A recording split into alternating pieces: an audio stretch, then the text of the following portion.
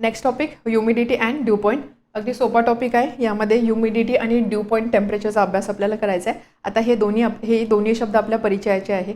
आपण बऱ्याचदा त्याचा यूजसुद्धा करतो. ह्युमिडिटीचा अर्थ काय असतो? आर्द्रता,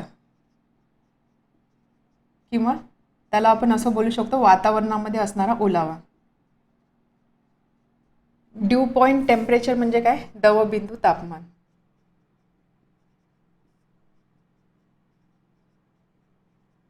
आपण बऱ्याचदा असं बोलतो की आज वातावरण खूप ह्युमिड आहे किंवा ह्युमिडिटी खूप आहे, किंवा आपण असं बोलतो की ज्या ठिकाणी समुद्र असतो त्या एरियामध्ये नेहमी क्लायमेट ह्युमिड असतं. सो ह्युमिडिटीचा अर्थ काय असतो हे आपल्याला थोडं सिस्टमॅटिक वेमध्ये बघायचं आहे.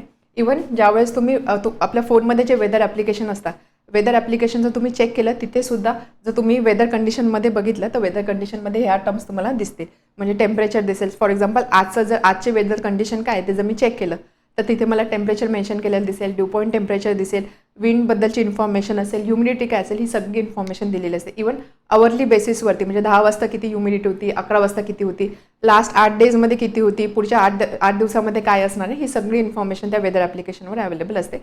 तर त्या ठिकाणी ह्युमिडिटी पर्सेंटेजमध्ये मेन्शन केलेली असते. ह्युमिडिटीची व्हॅल्यू पर्सेंटेजमध्ये मेन्शन केलेली असते. आता हेच आपल्याला ह्युमिडिटीचा अर्थ समजून घ्यायचा आहे. सो ह्युमिडिटी म्हणजे काय? आपण बोलतो की वातावरणामध्ये असणारा ओलावा.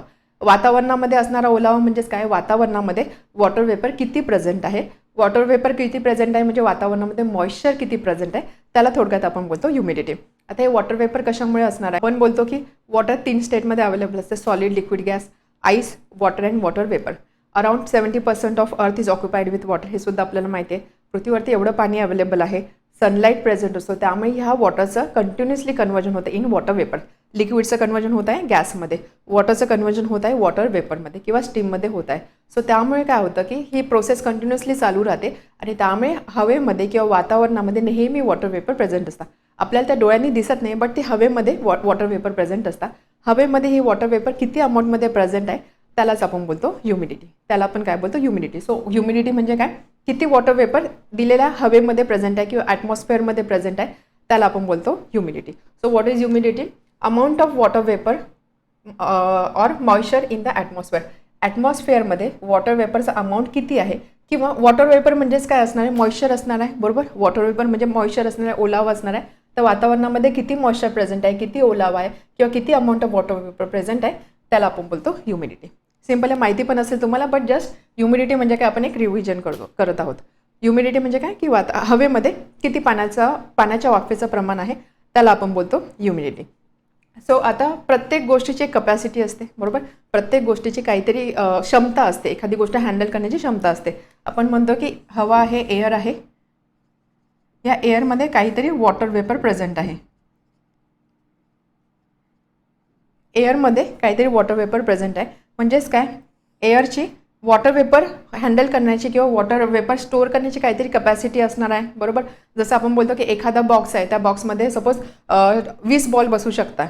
एका बॉक्समध्ये 20 बॉल बसू शकतात, म्हणजे 20 बॉल ही त्या बॉक्सची कपॅसिटी आहे. त्याच पद्धतीने एअर आहे, एअरमध्ये वॉटर वेपर असणार आहे. ह्या एअरची सुद्धा वॉटर वेपर होल्ड करण्याची काहीतरी क्षमता असणार आहे. तर ज्या वेळेस एअरमध्ये त्याच्या कॅपॅसिटी एवढा, म्हणजे जेवढं वॉटर वेपर तो होल्ड करू शकतो तेवढं वॉटर वेपर जर प्रेझेंट असेल तर त्या एअरला आपण बोलतो सॅच्युरेटेड एअर. त्या एअरला आपण काय बोलतो? Saturated air. समजलं सॅच्युरेटेड एअर म्हणजे काय? सॅच्युरेटेड एअर म्हणजे एअरची काहीतरी वॉटर वेपर होल्ड करण्याची कपॅसिटी असणार आहे किंवा एक लिमिट असणार आहे. ज्यावेळेस एअरमध्ये त्या लिमिट एवढं वॉटर वेपर जर प्रेझेंट असेल तर त्या केसमध्ये आपण त्या एअरला बोलतो सॅच्युरेटेड एअर. म्हणजे एक बॉक्स आहे, त्याच्यामध्ये 20 बॉल बसू शकतात. जर त्या बॉक्समध्ये 20 बॉल प्रेझेंट असेल तर ही झाली case of saturation, similar to saturation. Suppose त्या बॉक्समध्ये मी 10 बॉल बसवलेले आहे. 20ची कपॅसिटी होती, बट त्याच्यामध्ये आता 10 बॉल आहे. या केसमध्ये आपण बोलू शकतो दिस इज केस ऑफ अनसॅच्युरेशन. याला आपण काय बोलू शकतो? सॅच्युरेशनच्या ऑपोजिट अनसॅच्युरेशन. त्यामुळे ज्यावेळेस एअरची कपॅसिटी आहे काहीतरी वॉटर वेपर होल्ड करण्याची आणि त्याच्या कपॅसिटीपेक्षा कमी वॉटर वेपर जर प्रेझेंट असेल त्या केसमध्ये ती जी एअर असेल तिला आपण बोलतो अनसॅच्युरेटेड एअर. सिम्पल आहे. सॅच्युरेटेड जेवढी कॅपॅसिटी होती त्याची एअरची जेवढी कॅपॅसिटी होती वॉटर वेपर होल्ड करण्याची, जेवढं लिमिट होतं तेवढे वॉटर वेपर प्रेझेंट आहे, त्याला आपण बोलतो सॅच्युरेटेड. बट जेवढं लिमिट आहे त्यापेक्षा कमी जर वॉटर वेपर प्रेझेंट असेल त्याला आपण बोलतो अनसॅच्युरेटेड एअर. समजलं?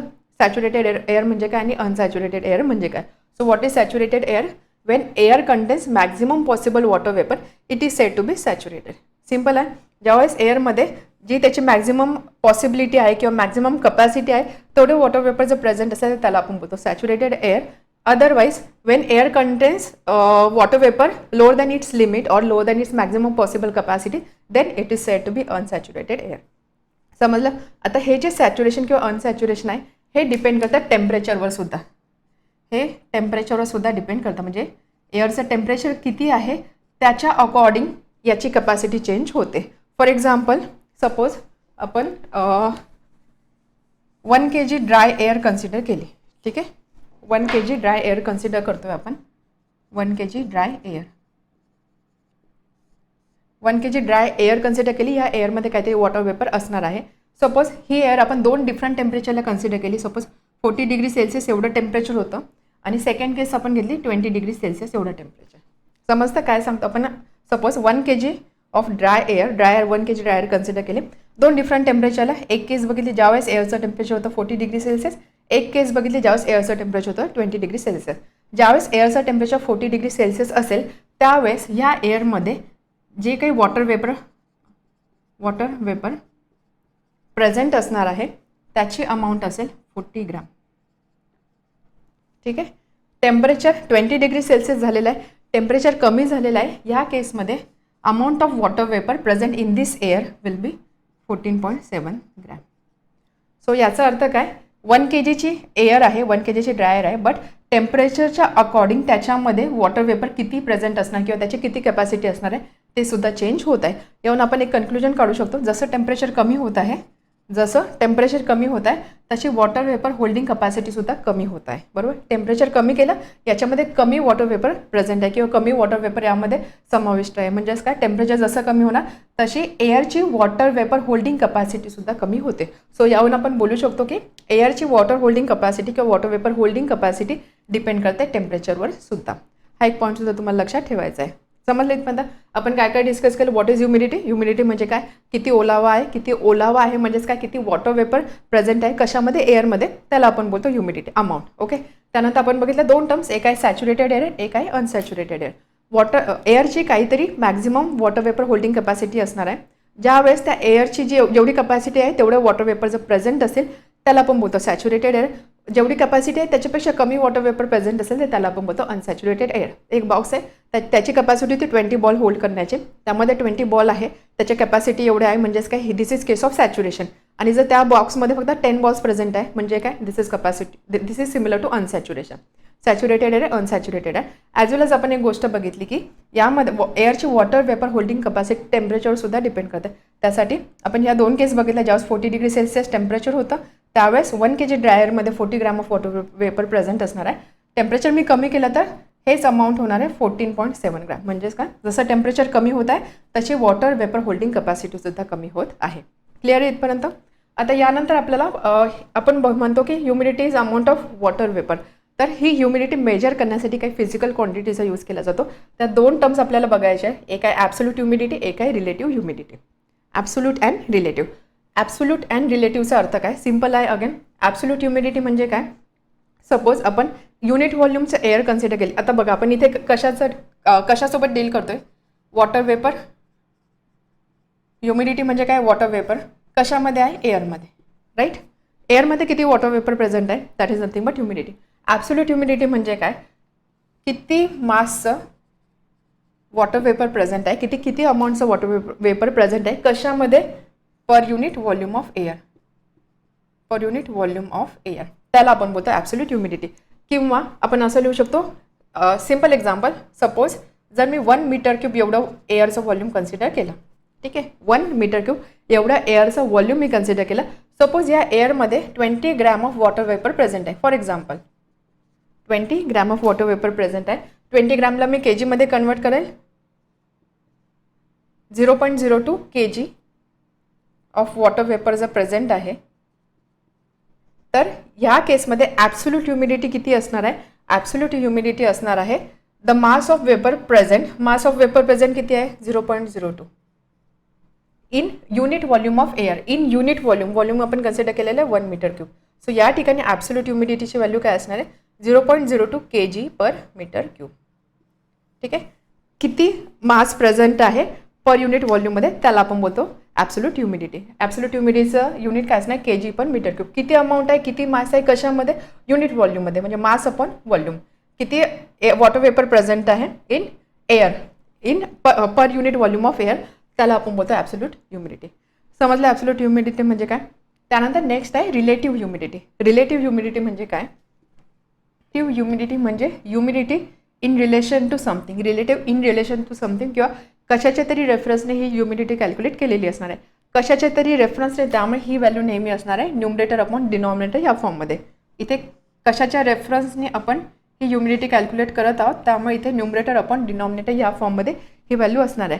जसं आपण बोलतो की 80%, पर्सेंटच्या फॉर्ममध्ये जर मी बोलले 80% याचा अर्थ लगेच आपल्याला समजतो की 100 पार्ट्सपैकी 80 पार्ट्स, राईट. 100 पार्टपैकी 80 पार्ट म्हणजे 80%. यामध्ये 100 डिनॉमिनेटरला आपण काय घेतो, हा आपण घेत आहोत रेफरन्ससाठी घेतो, आणि this is maximum value and this is actual value, बरोबर. 80/100 म्हणजे काय, सपोज मला 100 मार्क्सचा पेपर होते, त्यामध्ये 80 मार्क्स मिळाले, म्हणजे ॲक्च्युअल मार्क्स मला किती मिळाले आणि मॅक्झिमम मार्क्स मला किती मिळू शकत होते, म्हणजे मॅक्झिमम पॉसिबिलिटी किती होती, राईट.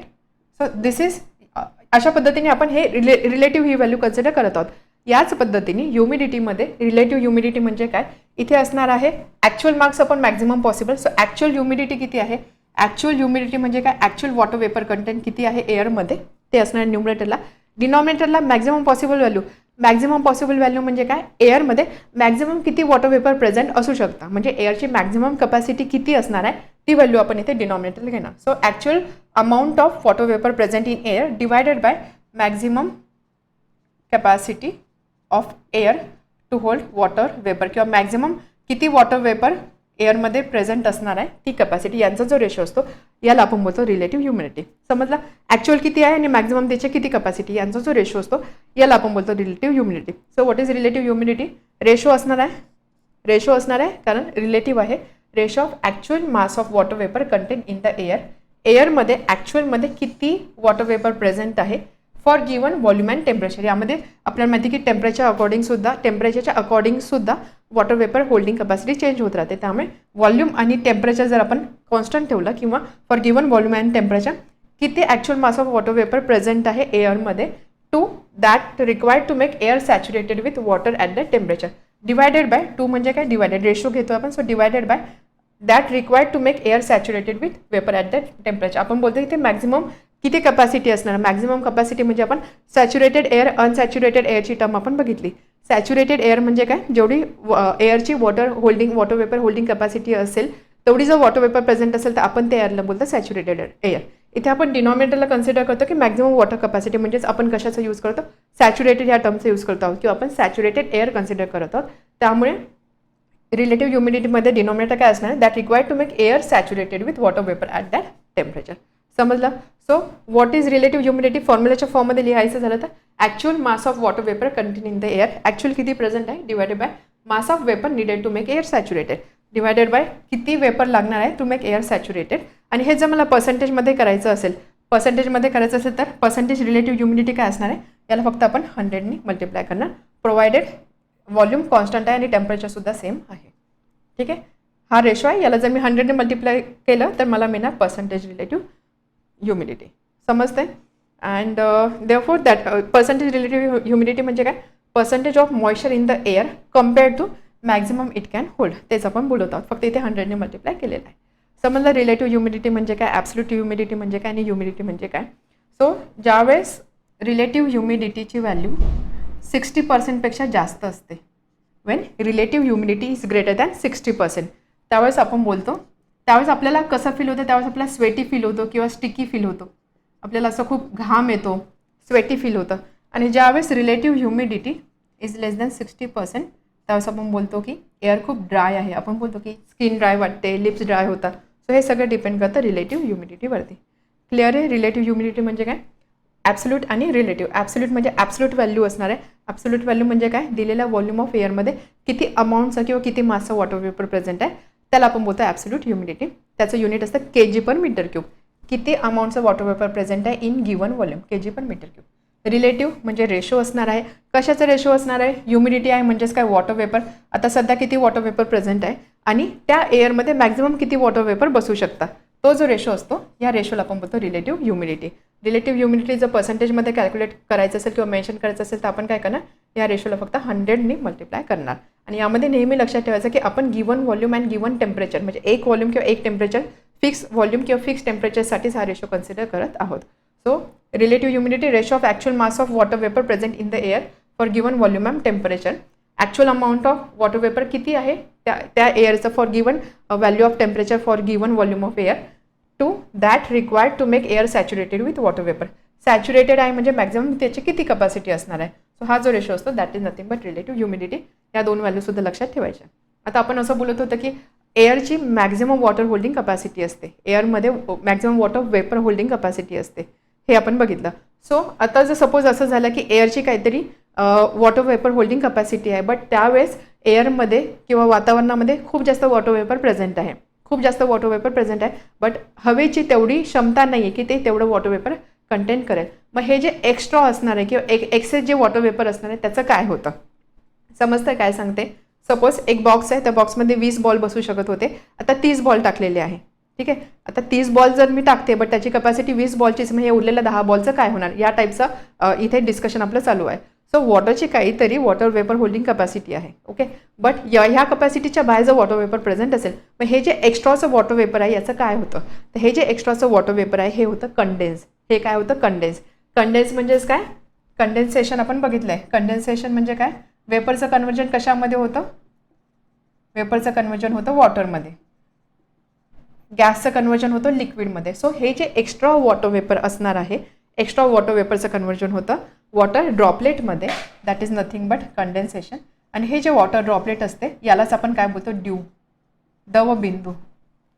दवबिंदू आपण बोलतो ना. सो हे असतं ड्यू. जसं आपण थंडीच्या दिवसामध्ये जर तुम्ही सकाळी बघितलं तर गवतावरती वगैरे असे पाण्याचे ड्रॉप्स असतात, पाण्याचे थेंब असतात, हे काय असतं, ड्यू. हे कशामुळे होतं, ज्यावेळेस खूप जास्त वॉटर वेपर प्रेझेंट असतं आणि हवेची तेवढी कपॅसिटी नसते वॉटर वेपर होल्ड करण्याची, मग हे एक्स्ट्राचे जे वॉटर वेपर असते याचं कंडेन्सेशन होतं, कंडेन्सेशन होऊन त्याचं कन्व्हर्जन होतं लिक्विडमध्ये, लिक्विड म्हणजेच काय, वॉटर ड्रॉपलेटमध्ये होतं आणि त्यालाच आपण बोलतो ड्यू. ओके, आता ज्या वेळेस हे कन्व्हर्जन होत असणार आहे, म्हणजे ज्यावेळेस या वेपरचं कन्व्हर्जन वॉटर ड्रॉपलेटमध्ये होणार आहे, त्या केसमध्ये एअरमध्ये maximum possible water vapour present असणार आहे, बरोबर. त्याची कपॅसिटी फुल झालेली आहे म्हणून आता वेपरचं कन्व्हर्जन लिक्विडमध्ये होत आहे. सो त्यावेळेस त्याची कपॅसिटी फुल असणार आहे, म्हणजेच काय, जर मी रिलेटिव्ह ह्युमिडिटी कन्सिडर केली, ॲक्च्युअल त्याची कपॅसिटी होती सपोज एक्स आणि आता मॅक्झिमम कपॅसिटी होती एक्स आणि आता ह्या केसमध्ये काय होतं, फुल झालेलं आहे, म्हणजे एअरमध्ये जेवढी वॉटर वेपर पाहिजे होती तेवढी किंवा एअर जेवढं वॉटर वेपर समाविष्ट करू शकत आहे तेवढं फुल झालेलं आहे. म्हणजेच काय, इथे ॲक्च्युअलमध्ये किती प्रेझेंट असणार आहे, एक्स प्रेझेंट असणार आहे. जेवढी कपॅसिटी होती तेवढीच अमाऊंटचं वॉटर वेपर प्रेझेंट आहे. म्हणून जर मी याला पर्सेंटेजमध्ये कॅल्क्युलेट करायचं म्हटले तर हे किती असणार आहे, 100%. सो यावरून सांगण्याचा अर्थ काय, त्यावेळेस रिलेटिव्ह ह्युमिडिटी 100% असेल त्यावेळेस वॉटर एक्सेस वेपरचं कन्व्हर्जन होतं वॉटर ड्रॉपलेटमध्ये म्हणजे ड्यूमध्ये. त्यामुळे आपण असं लिहू शकतो, when relative humidity is equal to 100%, ज्यावेळेस रिलेटिव्ह ह्युमिडिटी 100% असेल त्यावेळेस काय होणार आहे, ड्यू फॉर्मेशन, ड्यू फॉर्म होणार आहे. का 100%, कारण ही रिलेटिव्ह ह्युमिडिटी म्हणजे ॲक्च्युअल किती वॉटर वेपर प्रेझेंट आहे डिवायडेड बाय त्याची मॅक्झिमम कपॅसिटी किती आहे. मॅक्झिमम कपॅसिटी एक्स होती सपोज, आणि आता ज्यावेळेस ड्यू फॉर्म होता त्यावेळेस ड्यू म्हणजे काय, एक्सेस वेपरचं कन्व्हर्जन वॉटर ड्रॉपलेटमध्ये होत आहे.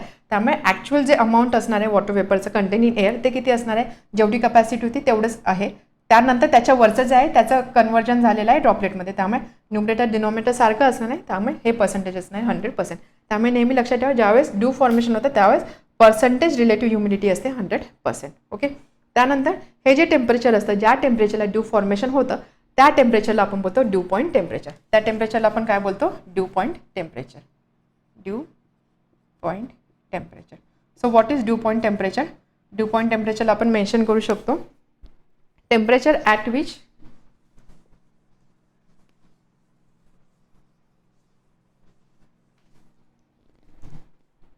dew point temperature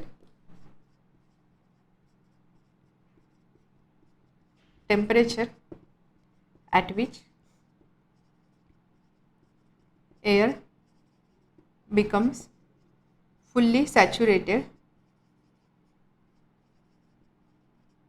with water vapor. Temperature असं की ज्या टेम्परेचरला एअर फुल्ली सॅच्युरेट होणार आहे वॉटर वेपरनी, म्हणजे जेवढी कॅपॅसिटी होती तेवढी वॉटर वेपर ते होल्ड करते. हेन्स एक्सेस वॉटर वेपर आणि जे एक्स्ट्राचे वॉटर वेपर असणार आहे, excess water vapour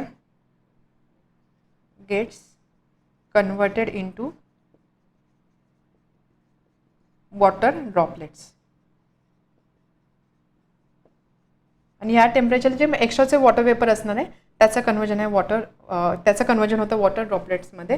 this temperature is called as dew point temperature. याला आपण बोलतो ड्यू पॉईंट टेम्परेचर. आणि ड्यू पॉईंट टेम्परेचर नेहमी लक्षात ठेवायचं, पर्सेंटेज रिलेटिव्ह ह्युमिडिटी किती असणार आहे, 100%. Percentage relative humidity is 100%. आणि हेच रिझन आहे दवबिंदू फॉर्म होण्याचे. तर यावर सायंटिफिक क्वेश्चनसुद्धा विचारता. फॉर एक्झाम्पल असं विचारता की why do we find water droplets on grass or leaves in early morning during winter season. हिवाळ्याच्या दिवसामध्ये सकाळच्या वेळेस आपल्याला गवतावरती किंवा झाडांवरती असे पाण्याचे ड्रॉप का मिळतात, का दिसतात? त्याचं रिझन काय? बिकॉज विंटर सीझन आहे, त्यामुळे रात्रीमध्ये टेम्परेचर काय होणार आहे, कमी होणार आहे. टेम्परेचर ड्रॉप होतं. टेम्परेचर कमी होतं म्हणजे आपण सोप्या शब्दामध्ये टेम्परेचर वाढलं म्हणजे काय, आपण असं बोलतो की उष्णता वाढली. टेम्परेचर कमी झालं म्हणजे उष्णता कमी झाली, म्हणजेच काय, थंडी पडली असं आपण बोलतो. सो हिवाळ्याच्या दिवसामध्ये रात्रीमधून टेम्परेचर कमी होतं. आपण बघितलं की वॉटरची मॉइश्चर होल्डिंग कपॅसिटी किंवा वॉटर होल्डिंग कपॅसिटी डिपेंड करते टेम्परेचरवरती. फॉर एक्झाम्पल इथे आपण बघितलं 40 डिग्रीला जेवढं वॉटर वेपर एअर होल्ड करू शकत होती त्यापेक्षा कमी वॉटर वेपर 20 डिग्री सेल्सिअसला एअर होल्ड करू शकते. म्हणजेच काय, जसं टेम्परेचर कमी होतं तसं वॉटर वेपर होल्डिंग कपॅसिटीसुद्धा कमी होते. त्यामुळे इथे काय होत आहे, टेम्परेचर कमी होत आहे म्हणजे ती जी एअर असणार आहे एअरची वॉटर होल्डिंग कपॅसिटी काय होणार आहे, कमी होणार आहे. वॉटर होल्डिंग कपॅसिटी कमी होते म्हणजेच काय, त्या एअरमध्ये आता कमी वॉटर वेपर बसू शकता. सोप्या शब्दामध्ये त्या एअरमध्ये कमी वॉटर वेपर बसू शकता. म्हणजेच काय, एअर सॅच्युरेशन लगेच होणार आहे. Air saturation will be quick. Air saturate होते म्हणजे एअरमध्ये जेवढी कपॅसिटी होती तेवढे वॉटर वेपर आता बसत आहे. मग उरलेले जे एक्सेस वॉटर वेपर असतात, ह्या एक्सेस वॉटर वेपरचं कन्वर्जन कशामध्ये होतं, किंवा असं बोलू शकतो एक्सेस वॉटर वेपरचं होतं कंडेन्सेशन. कंडेन्सेशन म्हणजेच काय, वेपरचं कन्वर्जन होतं लिक्विडमध्ये. लिक्विडमध्ये म्हणजे इथे होतं वॉटर ड्रॉपलेटमध्ये. आणि म्हणून आपल्याला सकाळच्या वेळेस गवतावरती हे दवबिंदू दिसते. हे वॉटर ड्रॉपलेट म्हणजेच काय, ड्यू. हे आहे याचं रिझन. किंवा अजून असा एक सायंटिफिक रिझनमध्ये क्वेश्चन विचारता की सपोज तुम्ही फ्रीजमधून एक पाण्याची बाटली काढली आणि ती ठेवली, थोड्या वेळानंतर त्या पाण्याच्या बाटलीवरती असं पाणी जमा होतं किंवा थेंब थेंब जमा होतं. हे कशामुळे होतं? अगेन यासाठी सुद्धा आपण याच्याशी रिलेट करू शकतो. त्याचं रिझन सुद्धा याच्याशी रिलेट करू शकतो. कसं? कारण ज्यावेळेस पाण्याची बॉटल आपण फ्रीजमधून बाहेर काढतो, ती बॉटल आपण ठेवली, त्या बॉटलच्या अवतीभोवती असणारी जी एअर असणार आहे त्या एअरचं टेम्परेचर कमी होईल, बरोबर. वॉटर बॉटल थंड आहे, त्याच्या आजूबाजूला असणारी जी हवा असणार आहे, एअर असणार आहे, त्याचं टेम्परेचर कमी होणार आहे. टेम्परेचर कमी होतं आहे, वॉटर होल्डिंग कपॅसिटी कमी होते. म्हणजेच काय, आता आधी बसत होते त्यापेक्षा कमी वॉटर वेपर त्या एअरमध्ये बसणार आहे. मग हे जे एक्स्ट्राचे जे वॉटर वेपर असणार आहे त्याचं काय होणार, तर हे एक्स्ट्राचं वॉटर वेपर अगेन कंडेन्स होतं आणि म्हणून मग आपल्याला बॉटलवरती असे पाण्याचे थेंब दिसतात. अजून एक फिनॉमिनन आहे किंवा एक ऑब्झर्वेशन असतं. हे स्पेशली हे सुद्धा होतं विंटर सीझनमध्ये, कारण जेव्हा टेम्परेचर कमी असतं. सो जर तुम्ही आकाशामध्ये बघितलं, एरोप्लेन असतात, विमान असतात, ज्यावेळेस स्पेशली हिवाळ्यामध्ये ज्यावेळेस एरोप्लेन आकाशामध्ये फिरतात त्यावेळेस तुम्हाला तिथे असा एक व्हाईट पट्टा दिसेल. एरोप्लेन जात असताना व्हाईट एक धुराचा पट्टा दिसतो, ठीक आहे, त्याला आपण बोलतो व्हाईट ट्रेल. मग हे का दिसतं? कारण अगेन सेम रिझन की विंटर सीझन आहे, त्यावेळेस टेम्परेचर काय असणार आहे, कमी झालेलं असणार आहे. प्लेनचं इंजिन वेपर रिलीज करणार आहे, बरोबर.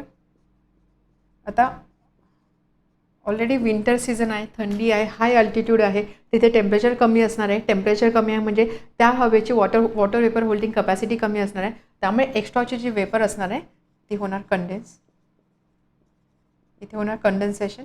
आणि त्यामुळे हे जे आहे हे आपल्याला दिसणार in the form of cloud, किंवा जे मी बोलले की एक असा आपल्याला पांढरा पट्टा दिसतो, व्हाईट ट्रेल, त्याच्या फॉर्ममध्ये आपल्याला हे कंडेन्स झालेलं वॉटर वेपर दिसणार आहे. आणि म्हणून थंडीच्या दिवसामध्ये ज्यावेळेस एरोप्लेन मूव्ह होतं त्यावेळेस बऱ्याचदा आपल्याला असे एक पांढरा पट्टा दिसतो, ठीक आहे. सो हे होतं all about humidity, due point and due point temperature. आणि त्यामागचे काही असे हे सायंटिफिक रिझनसुद्धा विचारतात, जसं मॉर्निंगमध्ये ड्यू आपल्याला का दिसतं, किंवा दवबिंदू का फॉर्म होता, फ्रीजमधून बॉटल काढल्यावरती त्याच्यावरती असे आपल्याला वॉटर ड्रॉपलेट वगैरे का दिसतं. तर हे होतं all about dew point temperature and humidity. Unit of हीटचे आपल्याला युनिट बघायचे आहे. त्यानंतर 1 कॅलरी आणि 1 किलो कॅलरी हीट म्हणजे काय त्याची डेफिनेशनसुद्धा बघायची आहे. हीट इज एनर्जी आहे, त्यामध्ये त्याचं युनिट असणार आहे जूल ॲज वेल ॲज कॅलरी. एसआय युनिट आपण विचार केला, एसआय युनिट असतं जूल, CJS युनिट असतं कॅलरी. जूल आपण कॅपिटल जेने दाखवतो आणि कॅलरी CAL असं आपण दाखवतो, म्हणजे जी व्हॅल्यू असेल त्याच्यापुढे जे लिहिलेलं असेल किंवा CAL लिहिलेलं असेल. So this is CJS unit, this is SI unit. Joule आणि कॅलरी याच्यामध्ये रिलेशन असतं conversion, 1 calorie is equal to 4.18 joule. ठीक आहे, हे सुद्धा रिलेशन आपल्याला लक्षात ठेवायचं आहे. आता आपल्याला बघायचं आहे डेफिनेशन कसली. 1 कॅलरी हीट म्हणजे काय किंवा 1 किलो कॅलरी हीट म्हणजे काय. 1 कॅलरी हीट आणि 1 किलो कॅलरी हीट म्हणजे काय. अगदी सिंपल आहे. हीट आहे, हीटचा इफेक्ट काय असणार आहे, टेम्परेचर चेंज होणार आहे. त्यामुळे 1 कॅलरी हीट म्हणजे काय, amount of heat necessary to raise temperature of 1 gram of water by 1 degree Celsius from 14 degree Celsius to 15.5 degree Celsius. So 1 calorie heat म्हणजे काय, अमाऊंट ऑफ हीट आहे, अमाऊंट ऑफ हीट असणार आहे कशासाठी, to raise the temperature raise करायचं आहे कितीने, by 1 degree Celsius. कशाचं, 1 ग्रॅम ऑफ वॉटरचं. 1 ग्रॅम ऑफ वॉटरचं टेम्परेचर 1 डिग्री सेल्सियसनी जर मला इन्क्रीज करायचं असेल, त्या केसमध्ये मला या 1 ग्रॅम वॉटरला जी हीट सप्लाय करावी लागेल ती हीट असणार आहे 1 कॅलरी हीट. बट यामध्ये स्पेसिफिकली आपण जेव्हा ही 1 डिग्री सेल्सियस टेम्परेचर राईज किंवा टेम्परेचर चेंज कन्सिडर करत आहोत, यामध्ये हा जो टेम्परेचर चेंज असतो हा आपण पर्टिक्युलरली कन्सिडर करतो 14.5 डिग्री सेल्सियस हे इनिशियल टेम्परेचर होतं. 1 डिग्री सेल्सियसनी इन्क्रीज होतं म्हणजेच काय, फायनल टेम्परेचर असणार आहे 15.5 degree Celsius. So 14.5 degree Celsius एवढं टेम्परेचर वॉटरचं आत्ता असेल, त्या वॉटरचं टेम्परेचर मला 1 डिग्रीनी इन्क्रीज करायचं आहे, म्हणजे ते टेम्परेचर आता मला 15.5 डिग्री सेल्सियस करायचं आहे. प्रोव्हायडेड अमाऊंट किती कन्सिडर करत आहे मी, 1 ग्रॅम ऑफ वॉटर. तर ह्या केसमध्ये जी हीट मला सप्लाय करावी लागणार आहे तिला आपण बोलतो 1 कॅलरी हीट. क्लिअर आहे. 1 ग्रॅम 1 डिग्री, बट हा 1 डिग्री स्पेसिफिकली ह्या टेम्परेचर रेंजसाठी आपल्याला लक्षात ठेवायचं आहे. फक्त 1 डिग्री सेल्सियस लिहायचं नाही, त्यामध्ये आपल्याला ही टेम्परेचर रेंजसुद्धा मेन्शन करावी लागणार आहे. हे होतं 1 कॅलरी 1 किलो कॅलरी. कॅलरी आणि इथे आहे कॅलरी, इथे आहे 1 किलो कॅलरी. कॅलरी आणि जेव्हा केव्हा किलो असेल तर आपण काय करतो, जसं आपण बोलतो 1 kg. 1 kg म्हणजे काय, 1000 ग्रॅम, किंवा 1 किलोमीटर म्हणजे काय, 1000 मीटर. सो 1 किलो कॅलरी आहे. सो 1 किलो कॅलरी आणि कॅलरी याच्यामध्ये काय रिलेशन असणार, 1000ने मल्टिप्लाय करायचं किंवा 10³ मल्टिप्लाय करायचं. So 1 kilo calorie is equal to 1000 calorie. दोघांची डेफिनेशन अगदी सारखीच आहे, फक्त इथे कॅलरी आहे, इथे किलो कॅलरी आहे. त्यामुळे इथे फक्त अमाऊंट किंवा मास जे आपण कन्सिडर करत आहोत, इथे आपण 1 ग्रॅम मास कन्सिडर केला. 1 ग्रॅम वॉटरची जे अमाऊंट असेल त्यावेळेची हीट असते 1 कॅलरी. 1 किलो कॅलरी हीट केव्हा असेल, ज्यावेळेस अमाऊंट किती असणार आहे 1 kg किंवा मास किती असणार आहे 1 kg. सो दोघांची डेफिनेशन अगदी एक्झॅक्टली सेम आहे, फक्त अमाऊंट ऑफ वॉटर चेंज होत आहे किंवा मास ऑफ वॉटर चेंज होत आहे. जर 1 ग्रॅम वॉटर असेल त्यावेळेस 1 कॅलरी हीट असणार आहे. 1 किलोग्राम वॉटर जर आपण कन्सिडर केलं त्यावेळेची हीट असणार आहे 1 किलो कॅलरी. क्लिअर आहे, समजलं. सो 1 कॅलरी हीट किंवा 1 किलो कॅलरी हीट म्हणजे काय, for example 1 calorie heat, 1 gram water मी घेतलं, 1 ग्रॅम वॉटर मी घेतलं. या वॉटरचं मला टेम्परेचर रेज करायचं आहे. टेम्परेचर कितीने रेज करायचं, 1 डिग्री सेल्सियसने. बट त्याच्यासाठी specifically 14.5 degree Celsius to 15.5 degree Celsius हे आपण टेम्परेचर कन्सिडर करत आहोत. तर त्यावेळेस ह्या वॉटरला मला किती हीट द्यावी लागेल त्याला मी बोलणार 1 कॅलरी हीट. हे जर मी 1 ग्रॅम ऐवजी जर मी 1 kg वॉटर कन्सिडर केलं, या 1 kg वॉटरचं मला जर टेम्परेचर चेंज करायचं या रेंजमध्ये, त्यावेळेस मला जी हीट द्यावी लागेल त्याला मी बोलणार 1 किलो कॅलरी हीट. आता इथे असा प्रश्न पडेल की आपण इथे ही स्पेसिफिकली ही रेंज का मेन्शन करत आहोत, 14.5 degree Celsius to 15.5 degree Celsius ही रेंज आपण का मेन्शन करत आहोत. याचं कारण हे आहे की जर सपोज आपण दुसरे कोणते टेम्परेचर चेक केलं, म्हणजे सपोज 10 डिग्री सेल्सियस एवढं वॉटरचं टेम्परेचर होतं, जर हे टेम्परेचर मला 11 डिग्री सेल्सियस करायचं आहे, 1 ग्रॅम वॉटर मी कन्सिडर केलं, तर ह्यावेळेस जी हीट मला मिळणार आहे ही हीट एक्झॅक्टली 1 कॅलरी हीट एवढी नसणार आहे. म्हणजे ज्यावेळेस आपण ही टेम्परेचर रेंज चेंज करत आहोत त्यावेळेस जी हीट लागणार ती हीट थोडी डिफरंट असणार, बिट डिफरन्स ते असणार आहे. म्हणून स्टँडर्डायझेशन करण्यासाठी एक स्टँडर्ड व्हॅल्यू आपल्याला पाहिजे, म्हणून त्यासाठी ही स्टँडर्ड रेंज निवडलेली आहे 14.5 degree Celsius to 15.5 degree Celsius. म्हणजे हा चेंज 1 डिग्री सेल्सियस ह्या रेंजमध्ये ज्यावेळेस होणार आहे त्यावेळेची जी हीट असते ती असते 1 किलो कॅलरी हीट. ही जर आपण रेंज वेगळी घेतली ना त्यावेळेची अमाऊंट ऑफ हीट थोडी वेगळी असणार आहे. म्हणून एक स्टँडर्ड आपल्याला व्हॅल्यू पाहिजे, एक स्टँडर्डायझेशन पाहिजे. त्यासाठी नेहमी इथे ही रेंज यूज केलेली असते. हे सगळं सायंटिस्ट लोकांनी डिसाईड केलेलं आहे. क्लिअर आहे. यामध्ये हे सगळे झाले unit of heat, joule, calorie, then हे रिलेशन. त्यानंतर डेफिनेशन. बऱ्याचदा सायंटिफिक रिझनमध्ये हा क्वेश्चन पण विचारतात की इथे ही स्पेसिफिक रेंज का यूज केलेली आहे. कारण जर ही रेंज जर आपण वेगळी कन्सिडर केली, वेगळी टेम्परेचर रेंज 1 डिग्री सेल्सियसची कन्सिडर केली, त्यावेळेचं अमाऊंट ऑफ हीट आणि ह्या केसमध्ये असणार amount of heat exactly same नसणार आहे. म्हणून स्टँडर्डायझेशन करायचं किंवा एक्झॅक्ट परफेक्ट रिझल्ट आपल्याला कुठे मिळणार आहे या रेंजमध्ये.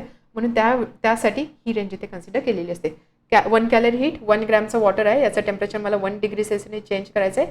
त्यासाठी जी हीट मला प्रोव्हाइड करावी लागणार आहे that will be 1 calorie heat.